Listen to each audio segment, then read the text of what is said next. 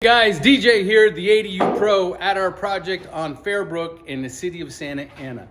A lot has not happened since our last video. Our last video we showed everything framed. Today we have Megawatt Electric here doing our rough-in for our electrical. After the electrical is complete, then we are going to have the plumber in to do all our rough plumbing. Hopefully this will all be done by the end of the week. So when it comes to an ADU, it has its own power source. We're not per se.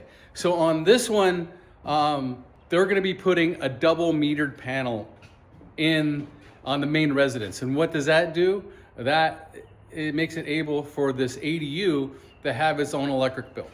So we can take their existing panel, convert it to a double metered panel, give the residents a sub panel, and the ADU is going to have a panel.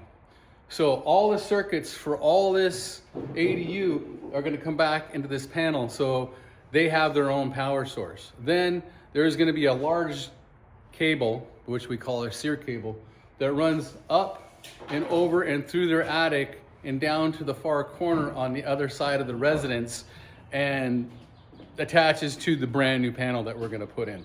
So just a part of the process, because on ADUs, the cities want them to have their own shut-off system. So if you need to work on this ADU, you're not shutting off power at the house. You have your power source here at the sub panel. The same with the water. We're going to tie into where the water comes into the house. So it will have its own pressure regulator and being able to turn the water off just for the ADU, and you're not turning it off for the full house.